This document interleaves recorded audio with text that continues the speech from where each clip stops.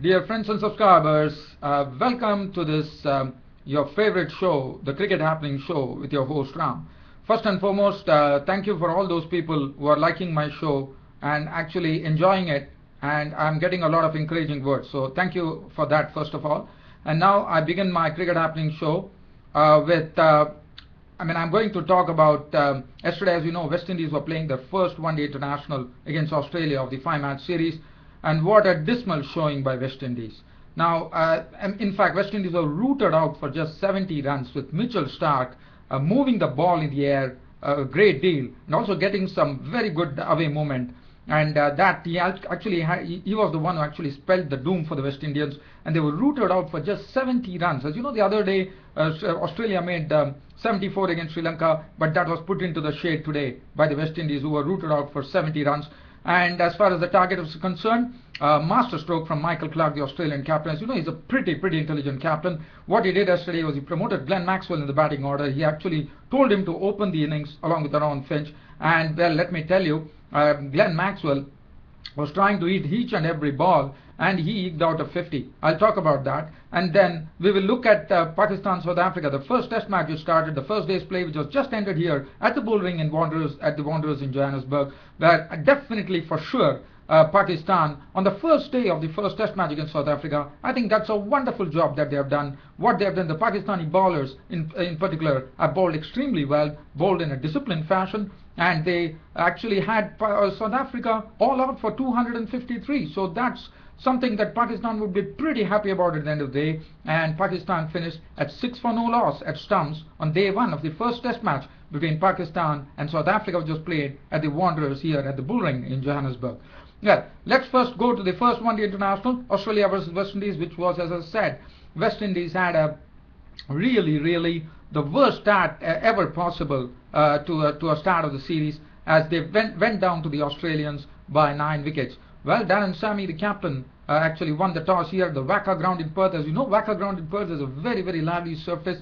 It affords, it is pretty pacey. It's a lot of bounce.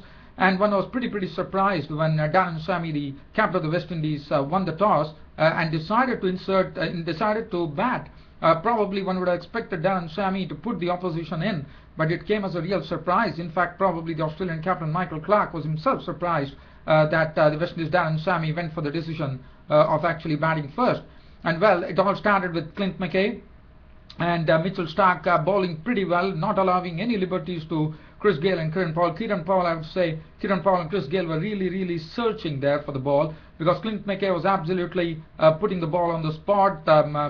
Mitchell Starc was actually moving the ball. He was getting good movement through the air. As I said, it was pacey, it was bouncy. It was pretty difficult for the West Indian openers to negotiate. And well, it all started with the first wicket to go was Chris Gayle. Chris Gayle was gone, as McKay was the one who actually provided the breakthrough. Gayle was caught by Aaron Finch of the and the slips of the bowling of McKay for 4. That was the first wicket to go. But after that, it was just a procession as far as West Indies were concerned.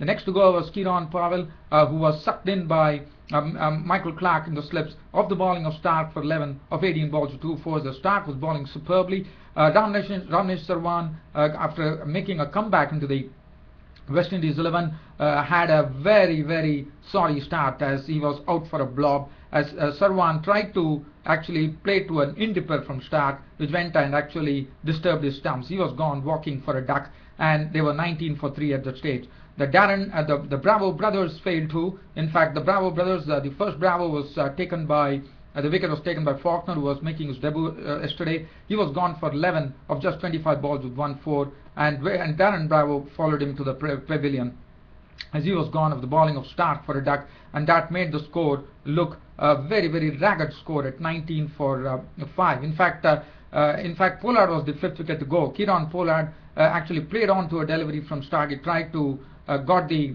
edge of the bat and went on to the stumps, and Kieran Pollard was gone, bowled by Starc. That made the score 19 for 5. And then Devon Thomas, the wicketkeeper, was a victim of the bowling of Faulkner for 3. That made the score 28 for 6. Bravo was the next to go. He was gone to the bowling of Starc for a duck. So the Bravo brothers actually had 11 and duck respectively. 39 for 7 at that stage. Sammy was consumed by Clint McKay, for 16 of 37 balls with 2 fours. And that's it. Jason Holder was making his debut. He was clean bowled by Stackford. He was the last man to go. Nareen struggled with the bat, and he was eventually dismissed. Scott Wade bowled McKay for a duck. It was all over. The West Indies innings never really recovered.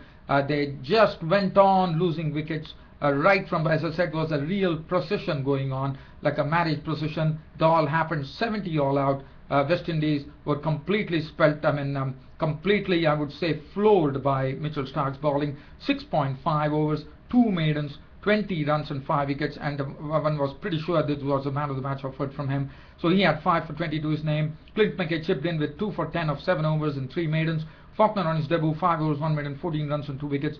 5 overs for 15 for Mitchell Johnson, who went wicketless, and 70 all-out West Indies in just 23.5 overs. So it was a total rout by the Australians or the West Indies.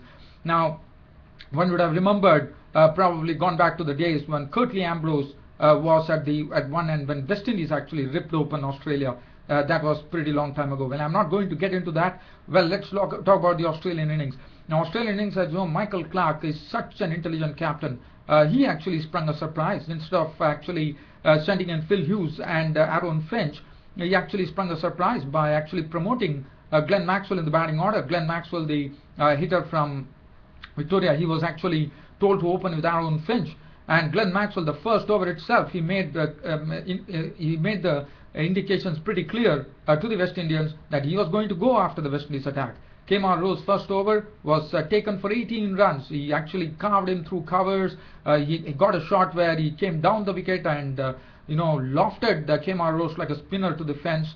And he was simply superb. I can only talk about Glenn Maxwell there. The only wicket that Australia lost was Aaron Finch, who continued to fail. In fact, this would have been an opportunity for him to take care, but Jason Holder, who was making his debut, was looking pretty impressive. He's pretty tall. I thought he has a good bowling action too. In fact, he took the wicket of Aaron Finch, the solitary wicket to fall, when Australia actually won the match in 9.2 overs. They cleared off the target of 70 thanks to Glenn Maxwell, who smashed 51 runs of just 51 unbeaten runs of just 35 deliveries, 9 fours and 2 sixes. The one six was hit of the bowling of Kemar Rowe. The other was hit of the bowling of Sunil Nareen. In fact, Jason Holder was good. He bowled pretty well. 4.2 overs, no more than 1 for 18. But Glenn Maxwell, as I said, I can only talk about Glenn Maxwell. The score 71 for 1 in 9.2 overs. Thanks in the main to Glenn Maxwell, who promoted in the batting order for Michael Clarke. And what an intelligent captain Michael Clarke is. In fact, he's probably testing Glenn Maxwell. He's trying to see to it whether, as the Indian tour is coming up, probably Michael Clarke wants to test the waters and see whether Glenn Maxwell can be used as a hitter down the order. In fact, David Warner was not there, so that's the precise reason Glenn Maxwell was being promoted. I thought it was a master stroke by Michael Clarke, the captain. And Glenn Maxwell continued to impress. In fact, he just knew only one way to actually play with the ball. He was trying to hit each and every ball.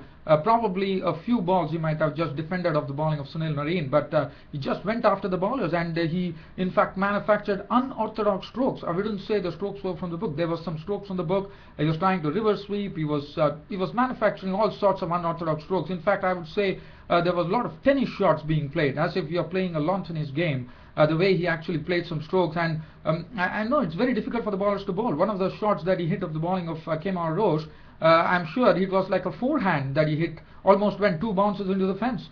And Glenn Maxwell had an unbeaten 51 to his name, and the victory came of just 35 deliveries, 9 fours and 2 sixes. Finch was the man out for 10. Usman Khwaja was there, not out on 8, and the victory was Australia's, with Glenn Maxwell really pasting the West Indies bowlers. 71 for 1, and Australia 1-0 in the series, taking a 1-0 lead in the series. As far as the bowling was concerned, Kemar Rowe's 2 overs cost him 29 runs. Sunil Nareen 3 overs cost him 24. Jason Holder was I thought he bowled well on his debut. 4.2 overs, no maiden, 18 runs and 1 wicket. He also picked up his maiden wicket there, which was good to see. And Australia leading the 5-match series 1-0, with player of the match going to Mitchell Starc of Australia. Absolutely no doubt about that. So the second one-day international starts between Australia. Again, it is going to be played at the same ground, Australia versus West Indies. It will be played on 3rd of February. That's on a Sunday. Well, now I'm going to go on to the match between Pakistan and South Africa, which we are all eagerly waiting about. It's an interesting series. It was pretty significant with Graham Smith walking in walking into take strike to the bowlers.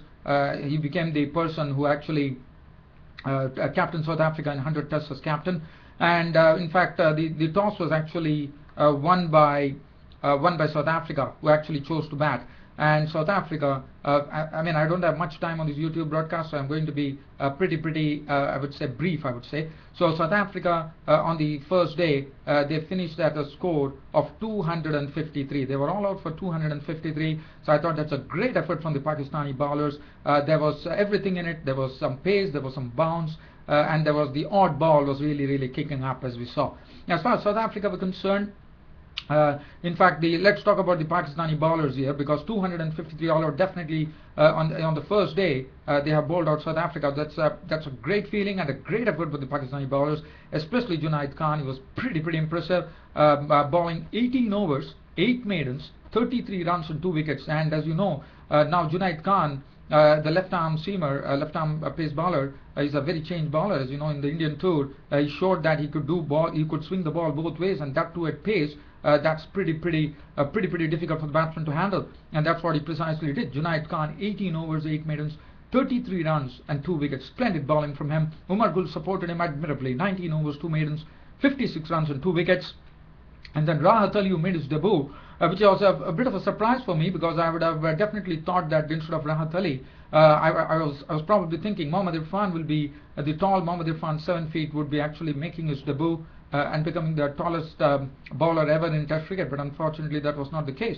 In fact, Rahat Ali was pressed into service. He was given a debut, and Rahat Ali actually didn't much impress. Yes, definitely got some balls to really kick off a good length spot, but thanks due to the pitch. But Rahat Ali, I wouldn't say was so impressive. He bowled 14 overs, which cost him 56 runs on his debut. Ajmal went wicketless, but bowled very well. 23 overs, 4 maidens, 68 runs, and no wicket for him. Yunus Khan was a surprise packet. In fact, he broke that stand and he took that very important wicket of Hashim Amla, and Hashim Amla was dismissed for just 37 runs with 6 boundaries, and that was a pretty important wicket. And this is what I would like to talk about. Yunus Khan, the captaincy of Musbah Haq was absolutely superb.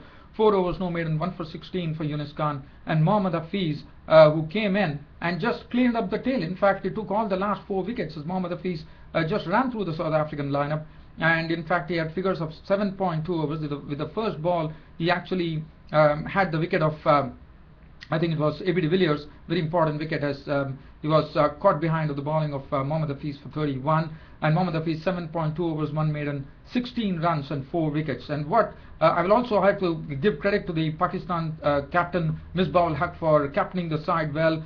He knew when to ring in the bowling changes. The way actually brought Yunus Khan for a change, and Yunus Khan responded by taking the wicket of Hashim Amla. Mohammad Hafiz was pressed into service, probably sensing that there were a lot of left-handers. Mohammad Hafiz was pressed into service, and Mohammad Hafiz bowled splendidly. In fact, he cleared up South Africa for 253. 7.2 overs, 1 maiden, 16 runs and 4 wickets.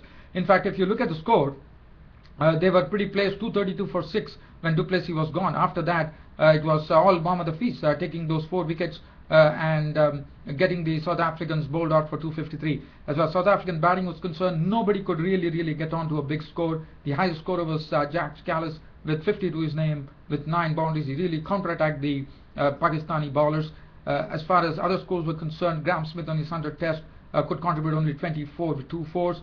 Peterson made only 20 with 2 boundaries. Hashim Amla looked good on 37 before Yunus Khan took the all-important wicket, 37 with 6 boundaries.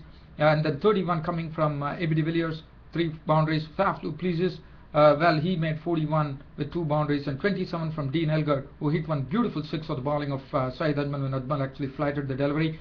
27 with 3 fours and 1 6. And other than that, Hafiz really ran through the South African tail. 253 all out South Africa, and Pakistan just facing 2 overs before stumps on day 1 were 6 for no loss when stumps were drawn for the day. Mohammad Hafiz was not out on 6 with 1 boundary. Nasir Jamshed had 1 over which he played out as a maiden. Vernon Philander 1 over for 6 runs, and Dale Steyn 1 over 1 maiden, no run and no wicket. So that is the match situation as far as South Africa and Pakistan is concerned. South Africa bowled out for 253 by Pakistan. Pakistan 6 for no outs at stumps on day 1. That's it from me, your host Ram, for the cricket show for today. See you all tomorrow. Until then, it's goodbye. Thank you.